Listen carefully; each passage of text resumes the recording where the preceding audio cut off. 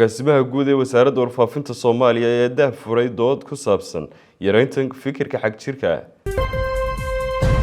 Kalfadhiga shanaad ee golihiisa saddexaad ee golaha xildhibaanada degmada Guday ayaa waxaa lagu ansixiyay 4 ajando ay ka mid tahay ansixinta miisaaniyadda degmada. Maayirka gobolka Gabiley oo ka hadlay dabkii xalay ka kacay magaalada Gaarsiyeedka Togwa Jaale. kulanti wacan wanaagsan khayrtana daawatay kuna soo dhawaada saacadda warka duhurnimo aan ku bilaabay agaasimaha guud ee wasaaradda warfaafinta xukuumadda federaalka Soomaaliya ayaa furay dood ku saabsaneed yareynta fikirka xag jirka ah. doorka bulshada iyo hay'adaha amniga ee yareynta ama baabi'inta fikirka xag jirka ah sida aan la soconno dalkeena wuxuu ku jiraa marxalad uu si weyn ula dagaalamayo in dalka laga xoreeyo khawaarijta meelaha ay kaga sugan yihiin madaxweynaha jamhuuriyadda federaalka Soomaaliya Dr. Xasan Sheekh Maxamuud ayaa hogaaminaya gulufka ciidan laga saarayo dalka khawaarijta wajigiisa koowaad oo iminka gabagaba ah kana socda Hirshabeelle iyo Galmudug sida la socotaan guulaha laga gaaray waa la socotaan meelaha laga xoreeyay ee ay ku sunaayeen muddada dheer ee dadka ku dhibayeen ama baadha ka qaadaan ama dadka ku laayaan ama hantidooda xaraystaan dhibaatooyinka noocyada badan ee kala duwan ama waxaan diin ahayn diinaha ku sheegaan ama axaadiis ha bedelaan dhibaatada khawaarijta meel ka agsto Soomaaliya ay joogto dabadiyo gudo shacab iyo dawlad waa ka dhereegsanahay marka iminka waxay marayaan heerkoodii ugu dambeeyay gabagabada ahaa madaxweynahana gulufka ciidan hogaaminaya gulufka ciidan waxa raaca la dagaalanka fikirkooda ee dhinaca ideolojiyada haday ahaato culimada oo dhinaca diinta ku cabirta haday ahaato aqoon-yahanka oo dhanka fikirka ku cabira iyo haday ahaato dhalinyarada iyo haweenka oo dhinacooda ku cabira dhammaan shacabka Soomaaliyeed iyo xukuumaddiisa iyo labadiisa goleba gudo iyo dibad waxa loogu jiraa dhamaystirka khawaarijta dalka in laga saaro iyo fikirkooda marka doodan furan caawas ay martida noogu yihiin shan mas'uul oo aan u mahad celinayno oo halkan fadhiya dibna aan magacyadooda ka sheegi doono waxay ku saabsan tahay balqaabkii hay'adaha amniga iyo bulshada rayidka ahi ay isaga kaashan lahaayeen sidii fikirkooda loo yareyn lahaa iyo sidii loola dagaalami lahaa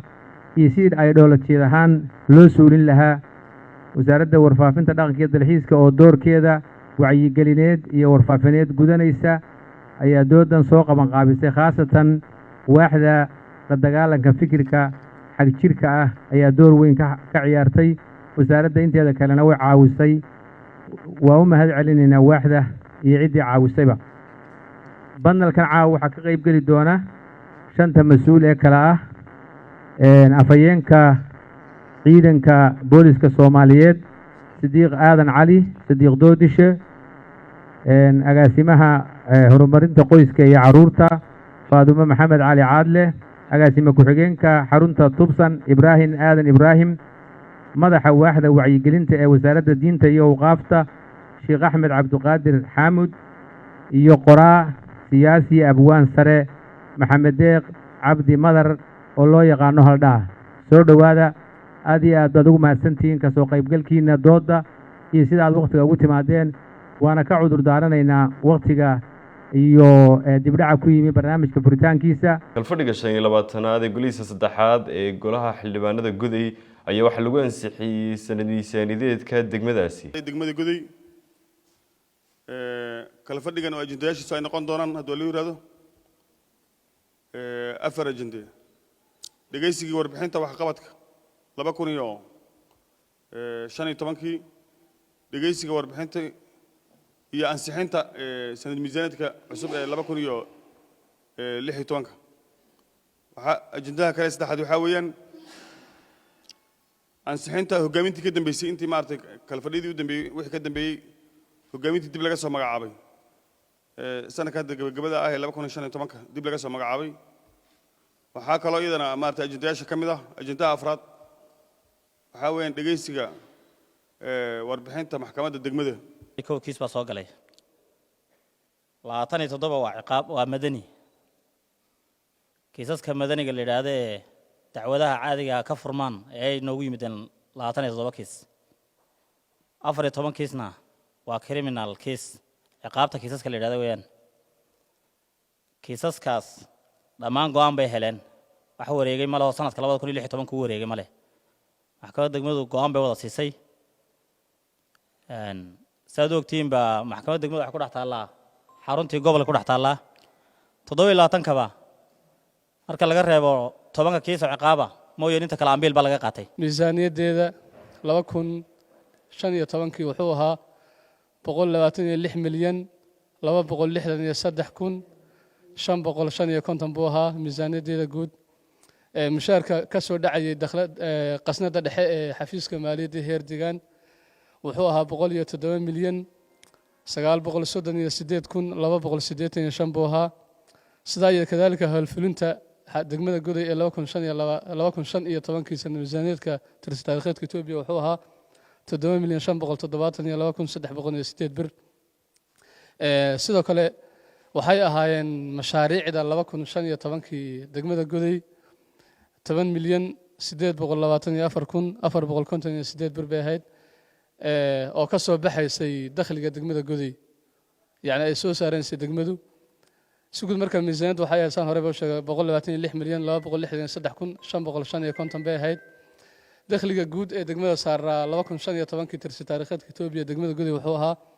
8 مليون كونتن كون لا بقول 9 يشامبر لبيع تدبات إن يسدد بوها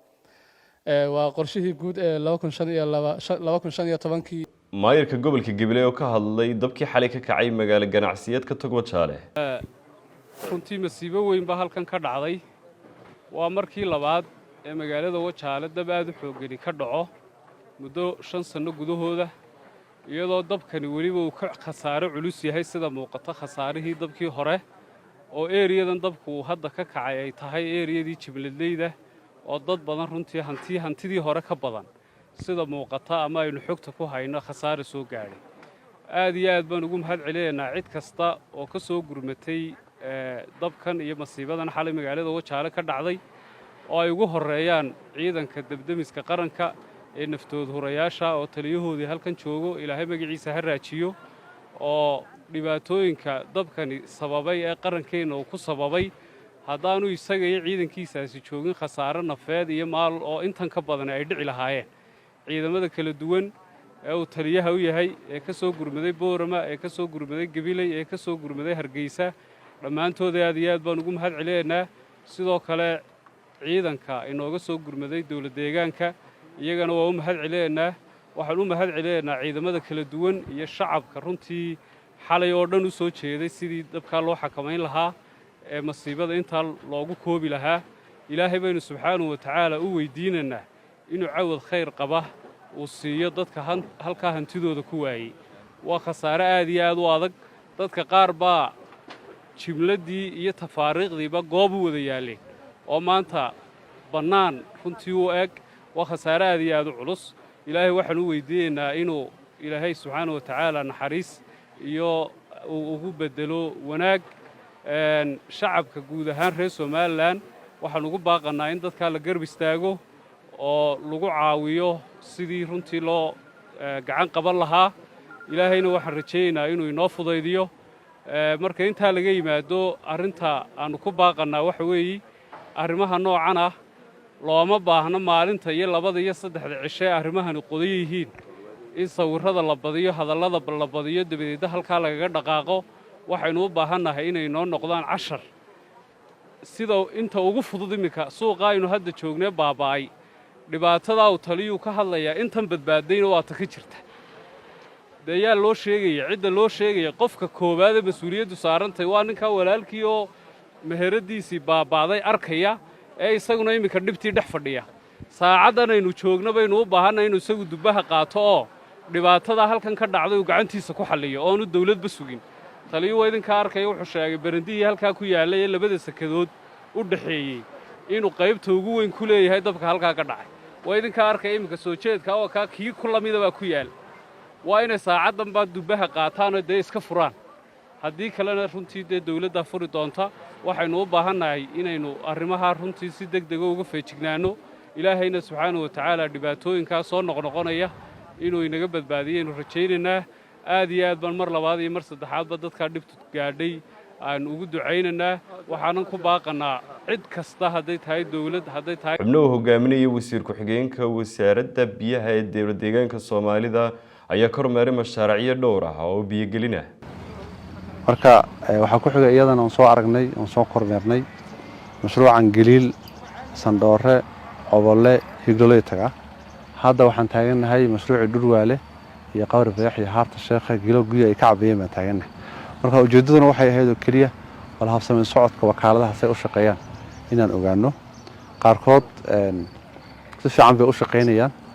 mashruucan hadda aan taaganahay bilihii ugu dambeeyay ma shaqeynin sabab la xiriira cilad farsamo oo dhanka dabka ah yaa ku yimid daynamooyinkii iyo boonkii baa gubtay sida warbixinta nagu siiyaan maamulka degmada iyo councilka iyo maamulka wakaaladaba waxaana ballan qaadnay hadda in sidii